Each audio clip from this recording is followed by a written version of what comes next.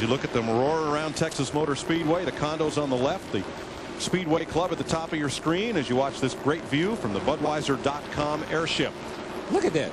That infield. I mean, there's not a space. There's not any earth. It's all cars, campers. Bruton knows how to pack a house. Man, he does. And look at those grandstands. Holy cow. And somewhere there is our car. We've got to get out later on this afternoon or later on this week. Good luck. Yeah, that's when the real race begins, folks, after we get off the air. That's incredible. Okay. Now, Terry, it's a lot of Fox folks here. Terry Bradshaw's next door enjoying Bruton's hospitality in the suite. Yeah, that noise you hear every once in a while, that's Bradshaw over here beating on the windows. He wants in here. It's all we can do to keep him out. And Jeannie has run into one of Fox's primetime stars, Christopher Titus, down along the pit road.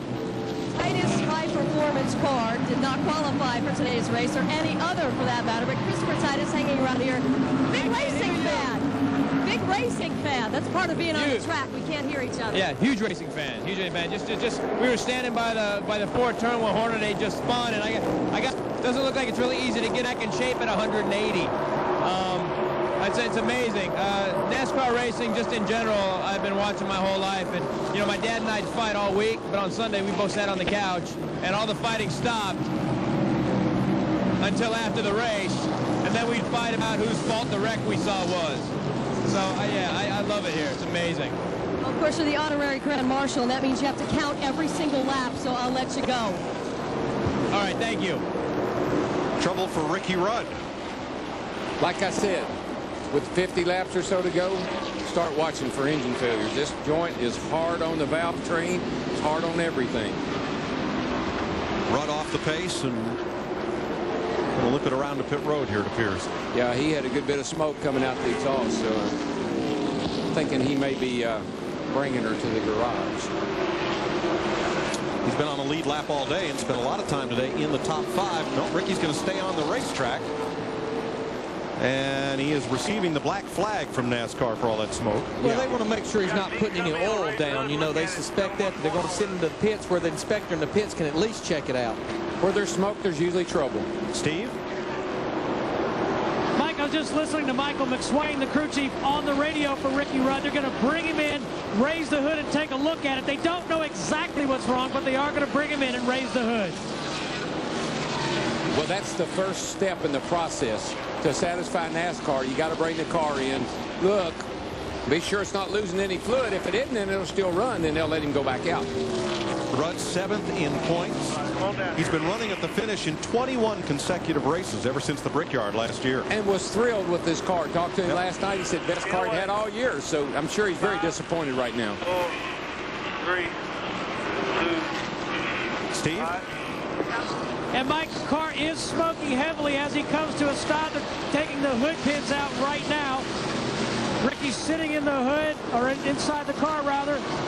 Taking them a long time to get the hood up. They finally do. They're going to put that replacement patch that they fabricated on the right front corner.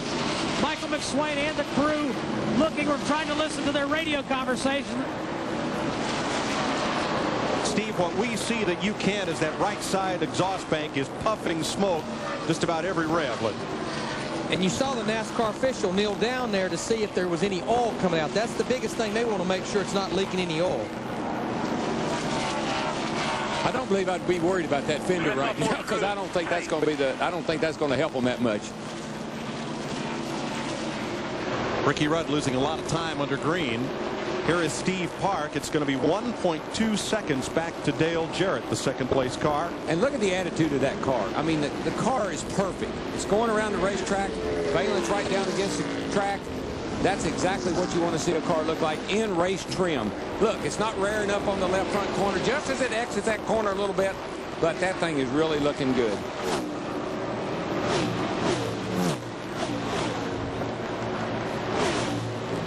1.3 seconds back to Jarrett, and 4.4 seconds back to Dale Jr.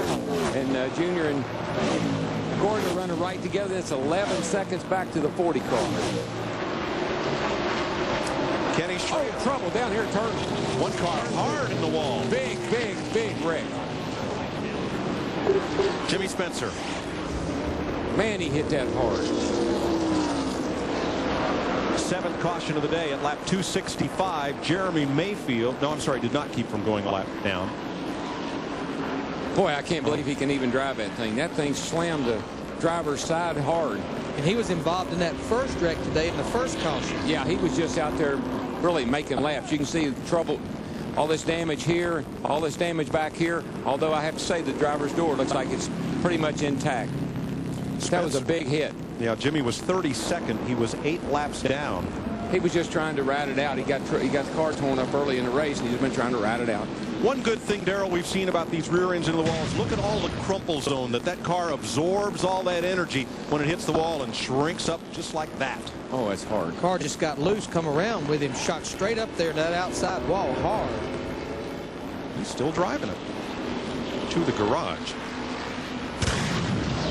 Yeah, he's coming down pit lane. Man, look at that thing. Good thing he was getting low on fuel. They've been out there a while. You can see the fueler neck, Larry. See right in here? See that area right there? That's the filler neck pulled away from the fuel cell. That's where you put fuel in it right there. Now he's got to get out of the way because pit road is open. Spencer wanted to turn into the garage, couldn't get there. He's going out to the grass to get out of the way. Well, it's really smart, really smart. Good move. Jeannie? The Dodge of Sterling Marlin has just pulled in. It's been running great all day. No major adjustments, just some tire pressure. He will get 4 tires here and some gas once his crew members can get around the NASCAR officials. They're a bit tangled up. And guys, we have a problem with one of the crew members here. The tire care will update that in a minute. Steve? Jeannie, Steve Park getting service. Right side tires are already on. Left side tires on. They made an air pressure adjustment.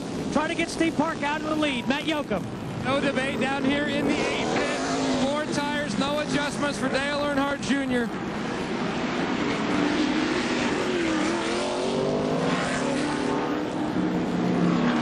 And there is Jimmy Spencer, who is okay after the hard hit in turn 2 and going to the grass to get out of the way of cars pitted because his car would not make the left turn into the garage area. Uh-oh. It's getting worse, DW. It's not going to make it that many more laps. Ricky Rudd's car going up in smoke. I think you need to talk about it. Let's talk about it. Back to pit road, Dick Berggren. Well, Jeff Gordon came in for what just might be a final pit stop. The first thing they said to him, even before he got out of pit road, was conserve fuel. So you certainly know what's on their mind. They adjusted the track bar. He did a 15:68 pit stop. And he has said all day long, it seems as the day has worn on, the car is getting better and better and better. Look out. The race is coming to an end, and Gordon's got a terrific race car, Mike. There is Jeff Gordon. That's bad news for everybody else. He's in 4th place behind Steve Park, Dale Jarrett, Dale Earnhardt Jr. Now the cars a lap or more down are on pit road. We should mention Casey Atwood is back in the race after his crash. They've repaired his car somewhat, and he's out making laps. As you see, the cars a lap or more down on pit road. Now, Rusty Wallace had a little trouble getting into his pit. Watch this mess back here. I looked down there and I saw cars everywhere. Here's Sterling Marlin. Oh, there's what happened. Knocked down there by Dave Blaney. Blaney just turned him right into the side of Sterling's car almost. Now Rusty's got to back up and go because his pit is in front of Blaney's. In front of Blaney's. He just got turned in there. Let's watch from Rusty's Miller Lite cam. This is like fighting for some parking place at the mall. Oh, man. There's what happened to the tire carrier. Oh, boy. They all get up and look like, where did he come from? Look, there's his hat up here on the windshield. For Pete's, I looked down, I couldn't figure out what was going on. I saw cars everywhere. Watch this. Another look at it. Wow. Man, look at how that... Jeannie, is he okay? Well, guys, this was a rough pit stop. We had 2 guys limp away, and Darren Wolf is going around the side here. I think they're going to go give him some medical assistance, even though he says he is okay. You can see they're helping him. Rick Relling as well, walking off. Darren Wolf, the front tire changer, got caught up with the NASCAR official. You can see they're taking his shoe off, his left shoe off, going to check out that foot and check out that ankle. He says he's okay, guys. He gave me the thumbs up. We'll keep you posted. The other car involved there, Rusty Wallace, came into the pits 8th and is now 17th as He's the result. back in because of all that. He got some damage in the front, and that's too bad because Rusty was running in the top 10 and having a pretty good day. You can see the damage there on the fender, and that was made by a human being, not another race car. That's right. Watch this. This is an in-car camera. Here he comes. Here he comes. Whoa, Blaney, why are you doing this to me? Can't blow the horn, can't do anything, and those poor guys are just, that's the bravest men in racing right there. Those guys that go around those cars and kneel down out there on pit road, change those tires. I've been preaching it for years. I mean, these guys, you take football players. They go at each other, but they got football pads on. They got football helmets. These guys are going out there, and they're going up against 3,400-pound race cars going on their heels. Yeah, and look, they got a cap for protection. 268 laps complete. Final pit stops. Perhaps the final pit stops have been made. We'll have to wait and see. When we come back to Texas, this is NASCAR on Fox.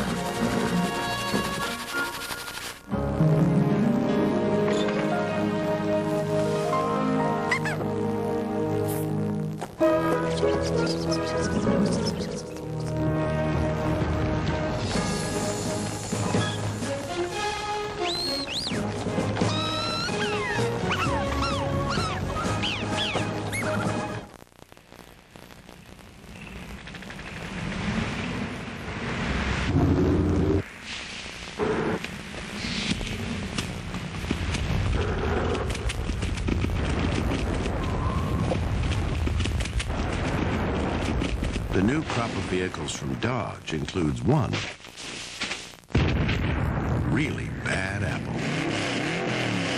Dodge, coming soon to a racetrack near you.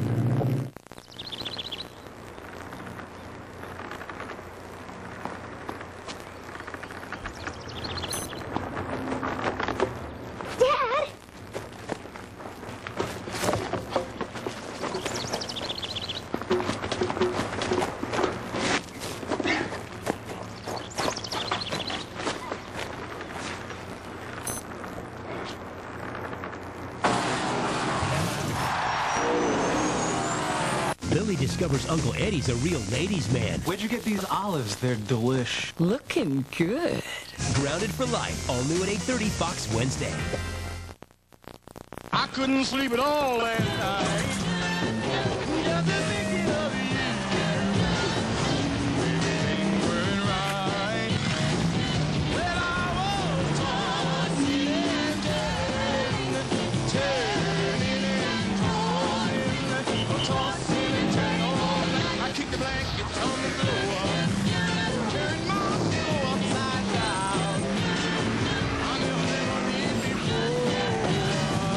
Hey, I was tossing and turning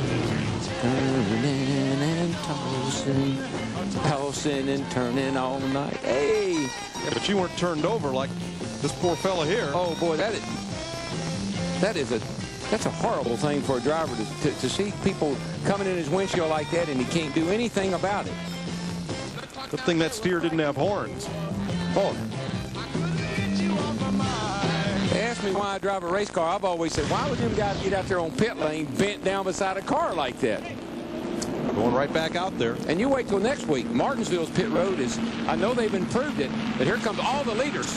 What's going on? 40 car, Sterling Marlin, Todd Bodine, 66 car, they're coming back in, repairing the front end, put a little fuel in it, Jeannie. Well, guys, yeah, they're coming back in for fuel this time. Darren Wolf, the gentleman who was hurt, staying on this side of the wall. Guys, they're actually making him run up and down pit road here to prove that he is healthy. But he wants to come back in. Matt?